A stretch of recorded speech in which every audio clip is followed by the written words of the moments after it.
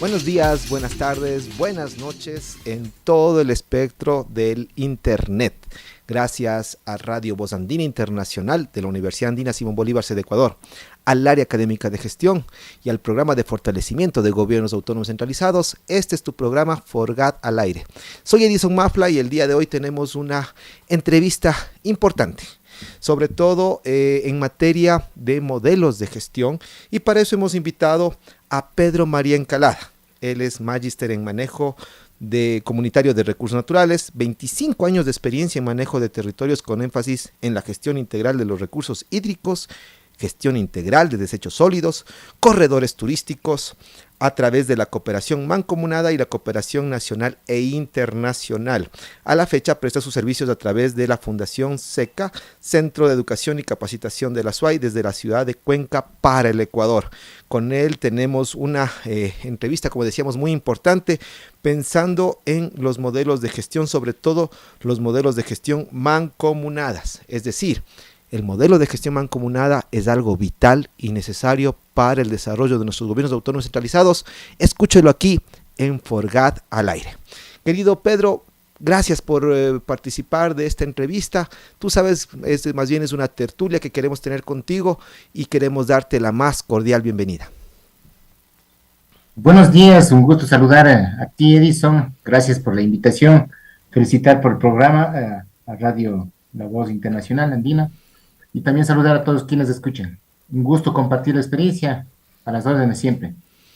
Gracias, querido Pedro. Y empecemos pues en materia.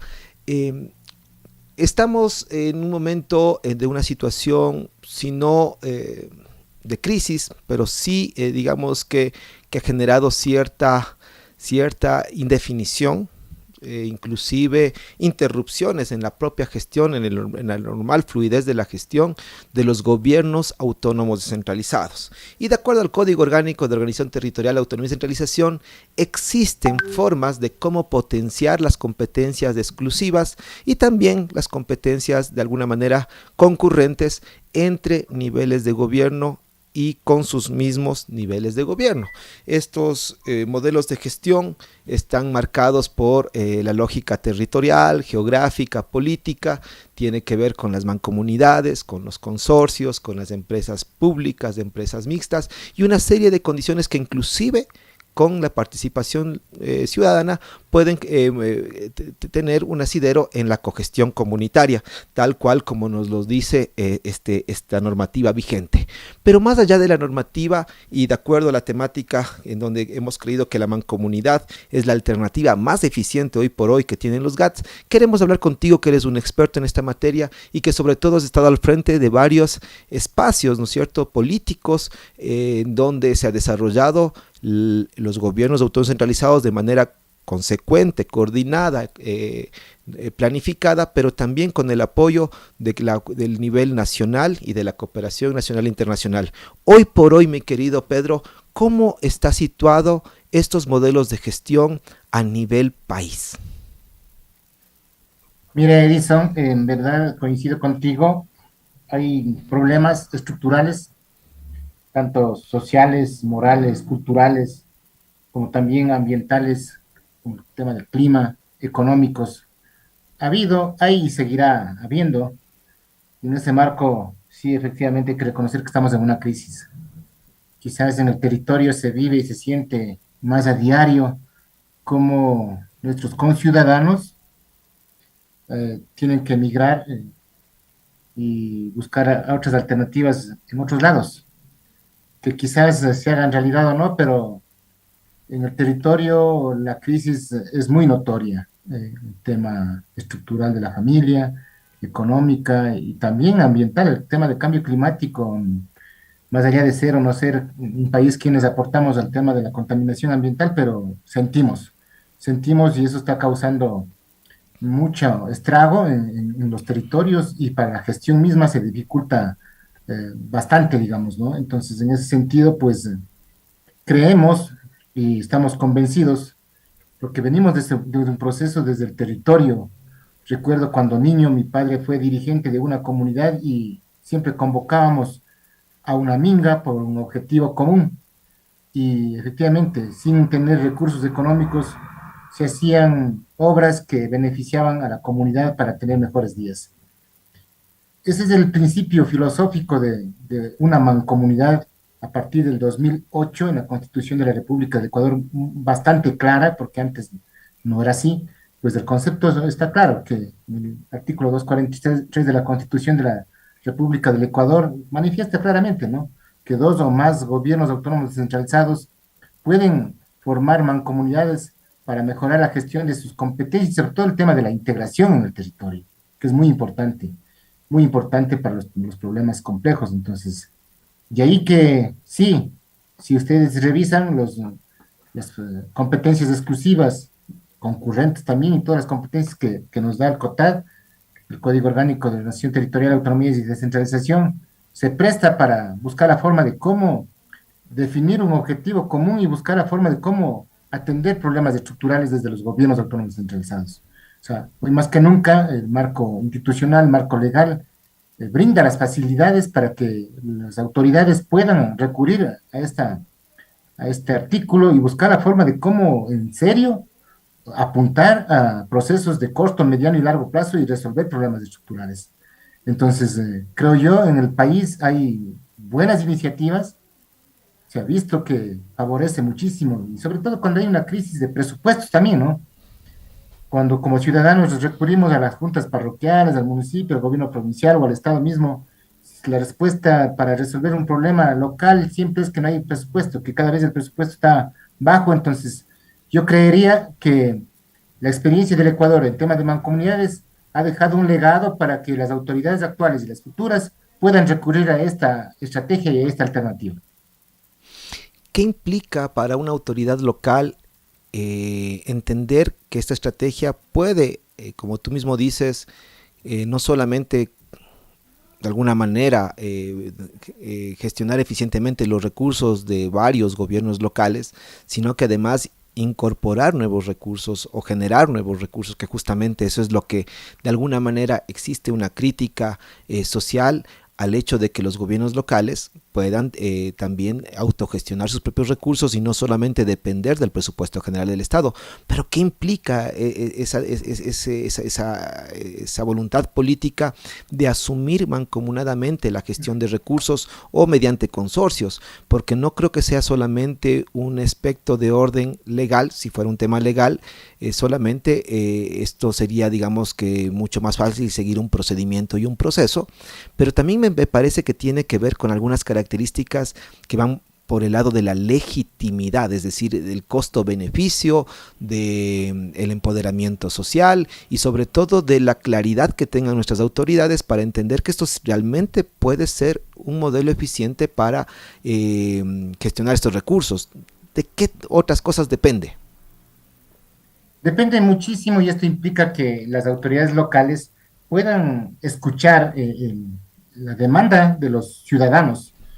Los ciudadanos hoy en día lo que solicitan a las autoridades es que sean escuchados, más allá de sufragar en las elecciones y elegir una autoridad, que podrían ser en verdad escuchados y que promuevan una participación ciudadana, buscando la forma de cómo identificar puntos comunes y fortalecer ese objetivo colectivo común, respetando obviamente las particularidades. Entonces, los ciudadanos buscan la autoridad y lo que implica es que la autoridad tiene que escuchar, o sea, por bien de él y por todos los objetivos que ellos tienen, escuchar a la ciudadanía y buscar la forma de cómo las autoridades puedan promover el tema de la articulación y de la coordinación de los actores locales como promotores de su propio desarrollo y buscar también de anclar el aporte de las instituciones públicas, privadas y de la cooperación internacional. Implica que las autoridades tienen que tomar el protagonismo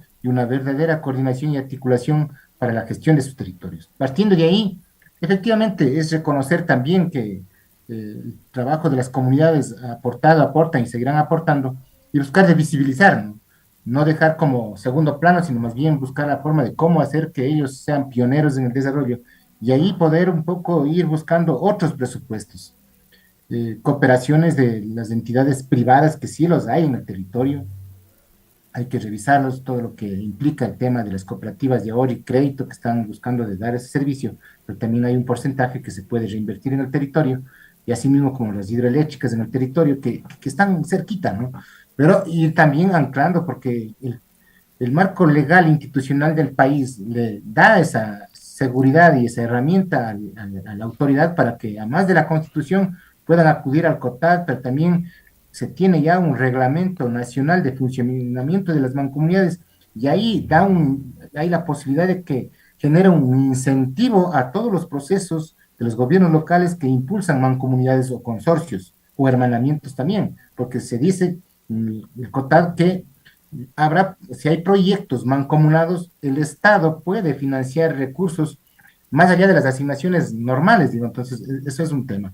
Y también a nivel de la cooperación internacional, la autoridad tiene la oportunidad de que se pueda gestionar financiamiento para problemas estructurales, integrales que rebasan los límites políticos administrativos y que pueden tener financiamiento no reembolsables. Entonces, hay una serie de oportunidades, digamos, que implica que las autoridades puedan buscar la forma de cómo invertir, no gastar en procesos mancomunados y procesos de gestión de cooperación nacional e internacional para que vengan nuevos recursos. O sea, eso no implica gasto administrativo, más bien es, como dicen el ardor popular, ¿no?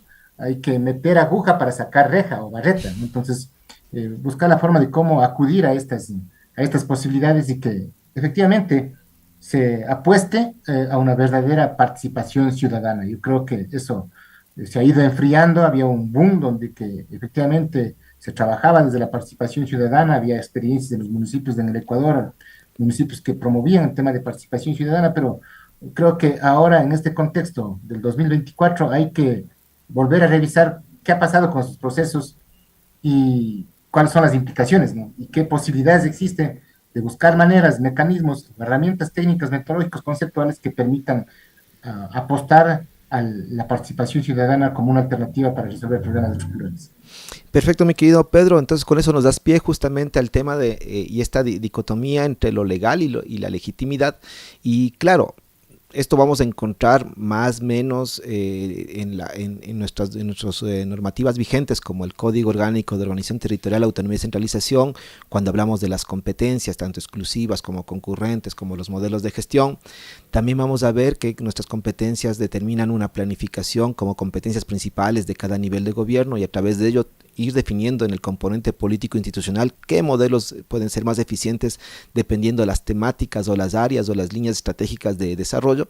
Pero también vemos que todos los niveles de gobierno tienen la posibilidad de gestionar la cooperación nacional e internacional.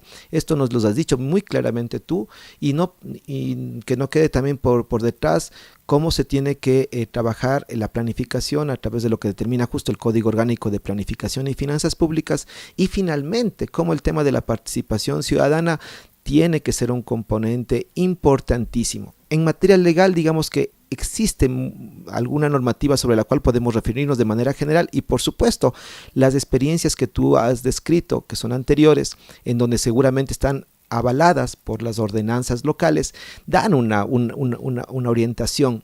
Pero tú tienes, además de eso, tienes la experiencia a flor de piel, es decir, tú has estado al frente de procesos de este tipo, y sí me gustaría que tú les cuentes, sobre todo a nuestro Ecuador profundo, a las autoridades de los niveles provinciales, cantonales y parroquiales, las bondades de participar con ejemplos más concretos.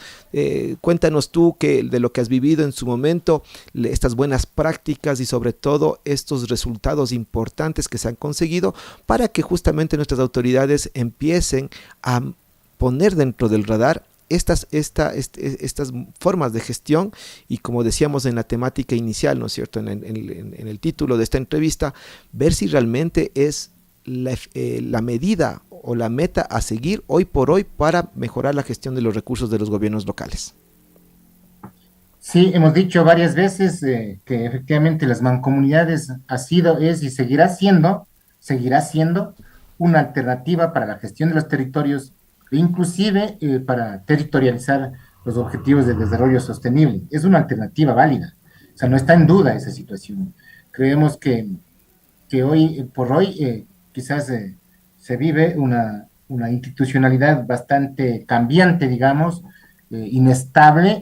Hay elecciones cada momento, eso no nos ha permitido generar procesos de mediano y largo plazo, pero hay que pensarlo desde la parte técnica, desde la parte científica, investigativa, con las universidades, con los actores que no estamos dentro de lo que es una línea política partidista, digamos, ¿no? Buscando de trabajar políticas estratégicas que permitan resolver problemas estructurales de corto, mediano y sobre todo a largo plazo. Creemos que eso no hay duda, tenemos que trabajar en variables de indicadores que permitan socializar, sistematizar y buscar cuáles han sido los resultados y qué resultados podemos obtener a futuro para que de una vez por todas no quede duda que las mancomunidades es una alternativa de gestión que tarde o temprano, por la necesidad o por el problema, por la crisis, vamos a tener que juntarnos. Quizás hoy en día las iniciativas están ahí y tenemos muchas lecciones que aprender y deberíamos un poco también considerar, pero yo creo que en algún momento hay que pisar el acelerador a fondo en procesos colectivos. Entonces, en ese sentido, pues yo recuerdo que tuve la oportunidad de trabajar en un proyecto de la FAO, de Desarrollo Forestal Comunitario, con herramientas participativas del 96 al 2002. Ya hablábamos de problemas de trabajo en problemas de crisis ambiental, climática, social, económica, ya generamos herramientas técnicas, metodológicas, y que luego pude trabajar en la Asociación de Municipalidades del Ecuador, haciendo un plan de desarrollo cantonal en la Troncal, recuerdo, y en el 2005 ya encontré pistas de mancomunidades en el Ecuador. Y me interesó muchísimo porque efectivamente a la hora de gestionar el tema del agua, por ejemplo, que es un elemento vital para la vida, sin agua no hay vida prácticamente, o sea, no me puedo imaginar, solo con la escasez del agua, peor que no tengamos agua.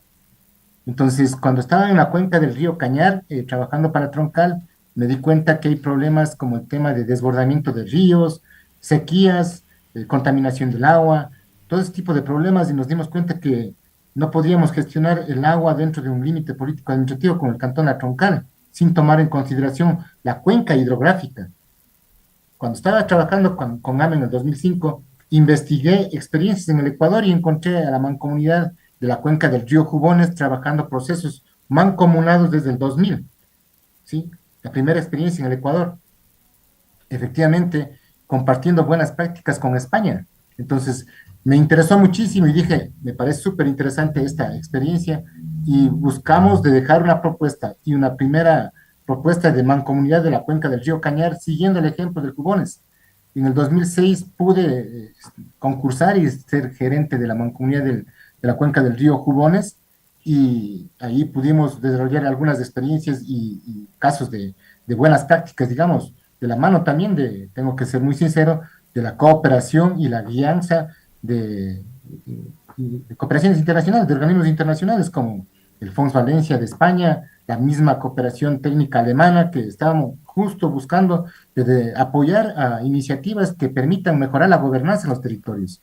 Entonces, en el Jubones tuvimos la oportunidad de ponernos al frente de un primer evento internacional de mancomunidades que se desarrolló en Quito, en Cuenca, perdón, con más de 8 países compartiendo experiencias y desde ahí generamos una hoja de ruta que permitió liderar desde el Jubones a 15 mancomunidades, a 15 iniciativas en el Ecuador para generar una incidencia política, porque efectivamente el marco legal en ese entonces de esa constitución no permitía que estas iniciativas desde los municipios públicos, desde las relaciones públicas, tengamos iniciativas de gestión institucional pública. En ese tiempo la Mancomunidad del Jubones era una entidad privada porque la constitución no le daba, el marco legal no le daba. Entonces lo primero que hicimos, y es un resultado que quisiéramos comentar, es que tomamos la iniciativa y lideramos en el país la propuesta de 18 artículos para que sean considerados en la Constitución 2008.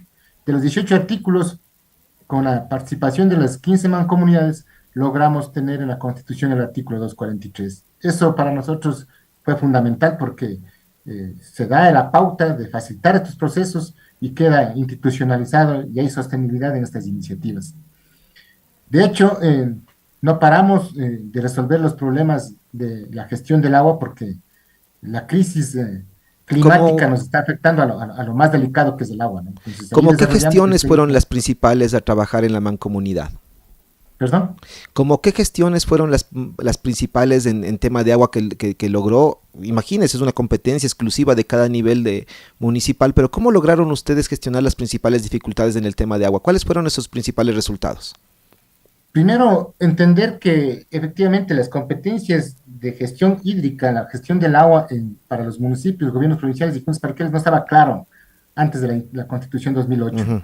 pero había una demanda del tema de la calidad del agua y sobre todo de la cantidad de agua y la disponibilidad de agua en las comunidades. Entonces, ¿qué hicimos?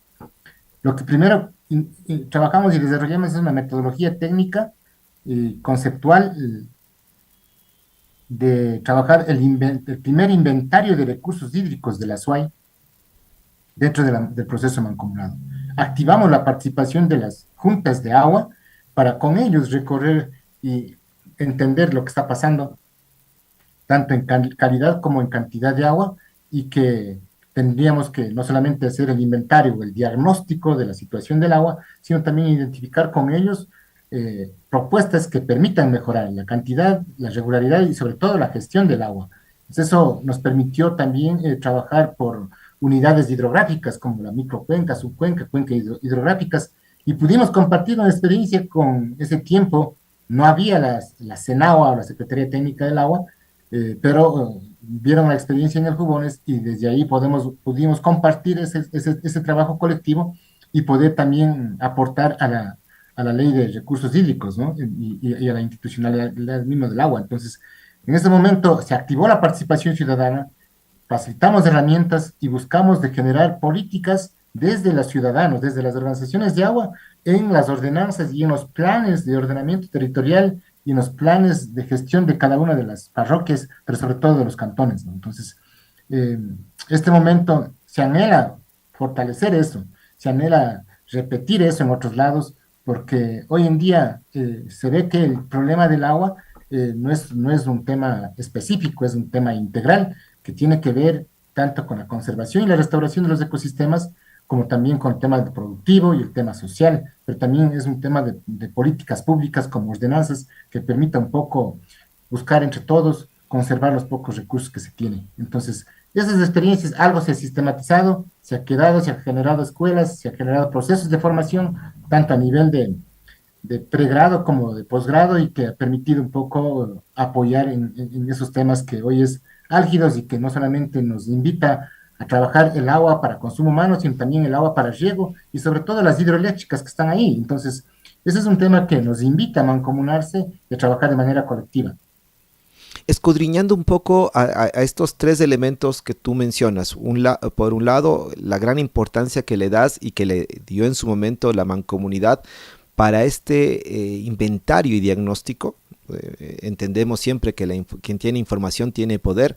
La mancomunidad debía tener información para poder gestionar justamente esos recursos. Por otro, el entender que la gestión del agua es también un tema de orden de política pública, por tanto la integralidad en temas de producción, educación, salud, economía, esto era parte de la discusión de ellos, ya y esto aterrizado ya en lo pragmático. ¿Qué podemos decir de las mancomunidades? ¿Se logra con eso gestionar recursos para los gobiernos locales? ¿Los gobiernos locales asumieron una responsabilidad de gestionar esos recursos de manera conjunta, o en su momento tuvieron que cada uno de los niveles de gobierno dividirse esos recursos, esos dineros ingresados de alguna u otra manera? Y sobre todo también, ¿qué pasó con la cooperación? ¿A qué le apostó la cooperación internacional con sus intervenciones? ¿Solo era asistencia técnica o también se gestionaron obras de infraestructura? Cuéntanos también un poco de detalles, seguimos siendo curiosos porque hasta ahora, con lo que nos mencionas, es un gran trabajo de orden político, por supuesto, es una madurez de pensar que no son simples proyectos, sino que hay que apuntar a la política pública, pero eso seguramente también tenía que revertirse en un nivel de confianza en cada nivel de gobierno para decir esto es bueno, esto es una opción interesante, importante, y como alcalde yo le sigo apostando sigo metiendo recursos a este espacio de mancomunado porque yo recibo también otros tipos de recursos. ¿Cuáles fueron esas motivaciones y esas iniciativas que lograron mantener por mucho tiempo a estas mancomunidades, sobre todo a la del Río Jubones, a la del Cañar, a la del Bosque Seco, que en su momento fueron, digamos, que los líderes en este tinglado, digamos, que de modelos de gestión que puede ser, como digo, insisto, una alternativa para el país? Sí, en verdad, debo decir que antes del 2000, del año 2000, el tema de la gestión del agua, la gestión ambiental, ha sido la última rueda de coche. Quizás estas intervenciones comunitarias, estas intervenciones mancomunadas, ha hecho de que de alguna manera hoy en día, dentro de los planes de ordenamiento territorial, dentro de los 5 componentes de este plan, esté el tema biofísico y ahí esté algo del tema del agua y el ambiente, ¿no? Entonces, el hecho de incidir en el tema de políticas públicas para que se invierta no solamente en obras físicas como casas comunales, canchas o sistemas de riego, sistemas de agua, pero que luego no tiene agua, ha hecho de que en verdad el acompañamiento técnico principal que nos hemos recibido de la cooperación internacional ha podido generar esta política local que permita tener el financiamiento en algo al menos. De esto debe superarse, por supuesto, porque si no invertimos, si no trabajamos, si no gestionamos la parte física, los ecosistemas, estaríamos en graves problemas. Entonces, esta cooperación internacional nos han ayudado, efectivamente, con la cooperación GIZ. Recuerdo que el tema era acompañamiento técnico, herramientas técnicas, metodológicas, con ciertas líneas de cofinanciamiento muy pequeñas, no en grandes infraestructuras, pero nos ha ayudado a generar herramientas locales y a buscar también de anclar otros presupuestos, como el tema de lo que es los presupuestos de los municipios y de los gobiernos provinciales. Recuerdo que en el 2010 trabajamos juntos entre las autoridades y las comunidades acá para gestionar un proyecto de fortalecimiento de la capacidad de resiliencia climática de las comunidades de seguridad alimentaria enfocado al tema de recursos hídricos y logramos conseguir uno de los primeros proyectos a nivel nacional en el Fondo de Adaptación a Cambio Climático. 7 millones de dólares que vino al territorio, a las parroquias, a los cantones y a las provincias para trabajar el tema del agua. Entonces, son casos que se podría contar, que se podría decir a las autoridades que se puede lograr el cofinanciamiento siempre y cuando haya el aporte, la contraparte y la política de cada uno de los municipios. No podemos esperar cooperación internacional si nosotros no tenemos contraparte, digamos. Y en ese sentido, para el tema de agua, ya dentro de los presupuestos participativos, las comunidades mismas ya se encargan de decir que en mi comunidad, para el año 2025, un ejemplo, no solamente queremos la casa comunal, sino queremos la protección, la restauración de los ecosistemas, de las fuentes de agua para poder trabajar el tema de las necesidades básicas. El tema del agua es una experiencia, el tema de desechos sólidos es otra experiencia muy interesante porque se da cuenta que haciendo juntos los municipios pequeños sobre todo, se ven favorecidos en tema del costo-beneficio. Recuerdo que en Suscal, por ejemplo, sin mancomunidad, sin empresa pública mancomunada, llegaba a costar como 600 o $500 por tonelada el tratamiento. Y a través de la mancomunidad le cuesta $250. Entonces, eh, se puede encontrar ese tipo de experiencias, ¿no? Hay otras experiencias, el tema de promover el turismo local, el trabajar 3, 4, 5 cantones, un circuito turístico, un corredor turístico, nos ayuda a generar empleo e ingresos para la gente. Entonces, hay muchas experiencias como esos casos que podríamos un poco sistematizar y poner quizás en la mesa de las autoridades para que en verdad, en serio, pensemos en cómo juntos podemos hacer lo que solo no podemos y trabajar un tema de economía de escala, de hacer más resultados con los mismos recursos, pero de apuntar sobre todo a esos temas que, como dice la filosofía, solitos no podemos resolver el tema de la conservación del agua porque hay ecosistemas que rebasan los límites políticos y administrativos y el problema es global. En ese sentido, una mancomunidad, como tú bien lo expones, por un lado puede, sea en ámbitos productivos, ambientales, qué sé yo, sociales, que pueden existir también, eh, además de captar asistencia técnica, de reinvertir adecuadamente o de mejor forma los recursos asignados, también tiene la posibilidad de autogestionar nuevos recursos a través, por ejemplo, de unos impuestos o de tasas que conlleven a un acuerdo, por supuesto, de orden primero político, pero que se note a la sociedad civil que esa inversión que hace la comunidad se va a revertir justamente en los temas que se han planificado y organizado, o eso es algo que netamente tiene que hacer el gobierno local de manera individual. La mancomunidad, ¿cómo asume este reto? Partiendo claramente del concepto de la mancomunidad, ¿no? Eso hay que tener muy claro y muy importante, siempre tener clarísimo el concepto, porque a veces se confunde. El hecho de que un municipio o una junta parroquial o un gobierno provincial conforme una mancomunidad y le encargue una competencia, no quiere decir que el municipio se deslinda de esa competencia o el gobierno provincial o la junta parroquial. La mancomunidad o el consorcio o el hermanamiento es un modelo de gestión del municipio o del gobierno autónomo descentralizado. Entonces, en ese sentido, pues eh, hay que aclarar esto porque a veces se confunde que la mancomunidad quiere ser un nivel de gobierno y no es así, o que la mancomunidad quiere ser una autoridad de Cuenca y no es así. Creo que es importantísimo dejar claro, a veces hay experiencias de las empresas públicas o mancomunidades que han crecido y que el municipio se ha debilitado. Nosotros decimos, si el municipio a través de la mancomunidad se fortalece, es porque la mancomunidad está bien. No puede haber mancomunidad fuerte y municipio débil. Tenemos que fortalecer la gestión de los municipios. Entonces, en ese sentido, las ordenanzas para el tema de las tasas, de hecho, es un rol del nivel legislativo, de los consejos cantonales, que permite un poco generar una política para el tema de las tasas. Los municipios recaban esas tasas y le ayudan o le facilitan a la empresa pública o a la municipalidad para gestionar mejor los servicios públicos. Entonces, en ese sentido, en Cañar, por ejemplo, el tema de las tasas de residuos sólidos, lo siguen cobrando los municipios, pero trasladan a la empresa y quienes toman las decisiones efectivamente son los mismos alcaldes para un poco velar que esos recursos funcionen muy bien. Es el caso de los desechos sólidos.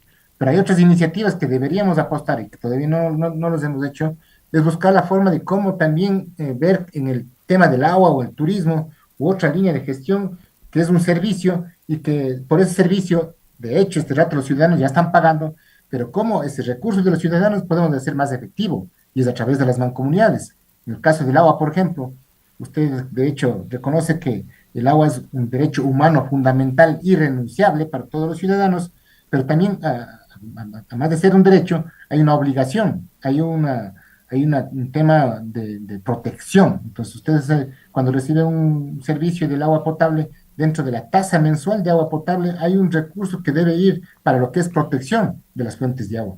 En el caso de Cuenca, por ejemplo, y algunos municipios en el Ecuador, ya se está dando esa experiencia de que esos centavos de cada mes del ciudadano va orientado a constituir un fondo fideicomiso que permitan efectivamente captar otros recursos de actores privados y de cooperación internacional para tener recursos suficientes para lo que es el tema de la gestión social, la protección y la conservación de los ecosistemas. Casos como esos, se está trabajando también en tránsito y transportes públicos, por ejemplo, que de hecho se está mejorando el servicio, se está abaratando el costo para los municipios, pero también se está abaratando el costo para los ciudadanos. Y este es un elemento importante el que mencionas justamente para ir cerrando esta entrevista, es que esta coyuntura que se genera alrededor de la mancomunidad, si bien seguramente entre el directorio existirán el nivel ejecutivo y legislativo representados de sus delegaciones de cada nivel de gobierno, esto no implica un descuido, tú decías, del nivel de gobierno. Es decir, el nivel de gobierno conformante de la mancomunidad tiene que estar pendiente del accionar de la mancomunidad. No se deslinda, no entrega una competencia a la mancomunidad para que el gobierno local solo asuma una lógica de mero visualizador de la experiencia, sino que lo que se resuelva lo que se gestione desde la mancomunidad tiene que resolverlo desde el orden del ejecutivo administrativo, pero también del legislativo, es decir, todos los concejales, todos los consejeros, todos los vocales de juntas parroquiales también tienen una actividad muy fuerte de hacer un monitoreo, seguimiento, fiscalización y darle las herramientas lo mejor posible para este modelo de gestión. Qué interesante también aterrizar en que esta es una tarea que no se desobliga a cada nivel de gobierno, al contrario, se optimiza la definición de herramientas y técnicas, pero quien genera todas estas funciones, digamos que sustantivas, tienen que seguir haciéndolo los niveles de gobierno. No se está superponiendo otro nivel de gobierno. Qué interesante que queden esas cosas claras, porque para nuestro Ecuador profundo, para nuestras autoridades locales, es importante también esta concepción. Cómo determinar las obras de infraestructura, las obras de carácter social, las obras, los programas, proyectos y políticas públicas en un ejercicio de la relación del poder. Y la relación del poder sigue estando en los gobiernos locales con una herramienta efectiva que puede ser la mancomunidad. Para ir terminando, mi querido Pedro, y agradeciéndote, claro, por esta oportunidad de compartir contigo, ¿cómo queda o qué conoces tú? ¿Qué queda de las mancomunidades en el Ecuador hoy por hoy? ¿En qué momento nos encontramos? ¿Cuántas existen? ¿Cuántas están todavía sobreviviendo a este diseño, digamos que, de lo que fue el boom de las mancomunidades? Y si a tu juicio es posible recuperarlas. De hecho, Edison, primero recalcar lo que tú dices, ¿no? El tema de las mancomunidades es un tema público y también tenemos que rendir cuentas a todos los órganos de control. O sea, no es que somos un grupo de amigos o una fundación o que no somos revisados por el órgano rector, no. Nosotros hemos gestionado y hemos trabajado con la Contraloría General del Estado para que ellos sean quienes digan a la ciudadanía y a las autoridades que las gestiones con la mancomunidad está haciendo bien, que los recursos públicos están funcionando muy bien. Entonces, en ese sentido, coincido con lo que tú dices, hay una corresponsabilidad, tenemos que rendir cuentas, tienen que los concejales estar pendientes del tema de las ordenanzas, del tema de ver qué está pasando con los recursos, cómo está funcionando el tema de la inversión que ellos ponen. En ese sentido, pues las mancomunidades tienen la posibilidad de demostrar que si ellos ponen $1 para el funcionamiento de la mancomunidad, por decir un ejemplo, regresa $10 a su territorio. Y ahí estamos demostrando la economía de escala. Y eso lo ven bien el tema de las comunidades, de la ciudadanía, porque sabemos que están administrando muy bien los recursos. Entonces, eso por un lado. Por otro lado, sí, en verdad, a nosotros nos satisface mucho de que en verdad en el 2006, 2007 había 15 mancomunidades que no teníamos claro ni el concepto, ni teníamos un órgano que nos apoyaba, pues en el 2020, 2021, tuve la oportunidad de estar con el Consejo Nacional de Competencias, que hoy es el órgano quien da el monitoreo, quien registra las mancomunidades, y sobrepasamos las 70 mancomunidades en el país. Sobrepasamos las 70 mancomunidades del país. Eso nos alegra, pero no es suficiente. De hecho, hay mucho que trabajar en esto, Edison, y ahí también invitamos a las universidades, invitamos a la parte científica, que busquemos de entender esta situación y aportar un poco más a los procesos mancomunados, porque también hay debilidades, ¿no? Hay crisis que nos toca revisar y buscar cómo fortalecer este proceso, porque, como digo, estoy seguro que la crisis que hemos hablado desde un inicio no se ha resuelto y no se va a resolver fácilmente. Nos va a obligarnos a articularnos no solamente entre niveles de gobierno. Lo ideal sería que las juntas parroquiales, que las autoridades de las juntas parroquiales de los municipios y los gobiernos provinciales tomen la iniciativa desde el territorio y busquemos de articular y coordinar, trabajar mancomunadamente entre el sector público de los gobiernos locales. Ese trabajo articulado, coordinado de los niveles de gobierno, invitará automáticamente a trabajar con el sector privado, ¿sí? Y el Estado también, que es importantísimo, el sector privado y la ciudadanía sobre todo les va a apostar. Es hora, Edison, creo yo, de sentarnos y buscar, de pensar con personas que tienen experiencia en el país y buscar la forma de cómo comprender este contexto y cuál sería los modelos que permitirían gestionar un territorio que hoy por hoy está diezmado, digamos, inclusive las mancomunidades. Están en crisis, aunque ciertas líneas están fortalecidas, pero hay crisis en toma de decisiones, hay confusiones y es importantísimo dar claridad. En ese proceso, formar jóvenes, capacitar a jóvenes, trabajar en tema de maestrías, de posgrados, con gente que mañana van a ser autoridades, creo que es fundamental y ahí no hay como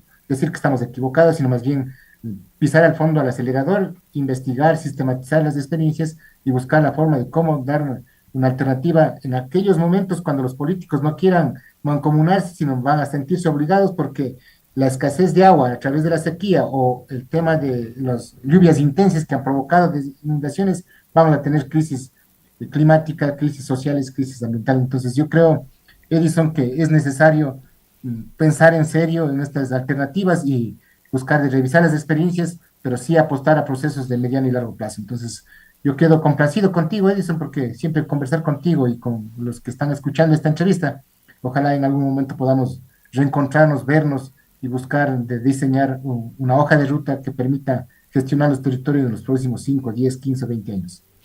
El gusto es nuestro, Pedro, realmente tenerte aquí en Forgada al Aire y escuchar justamente cómo este tipo de experiencias que hoy por hoy, si bien están multiplicadas en el territorio, pueden tener ciertas debilidades y por supuesto, la academia es un actor importante y no se diga los propios gobiernos locales, los gremios y otras entidades de cooperación nacional e internacional que permitan vislumbrar unos mejores caminos hacia modelos de gestión mancomunada efectivos, eficientes y que sean unas alternativas reales para el país. Espero que te hayas sentido bien en este espacio de Forgada al Aire y no sé si tienes palabras finales para nuestro público que es del Ecuador profundo, municipios, juntas parroquiales, prefecturas.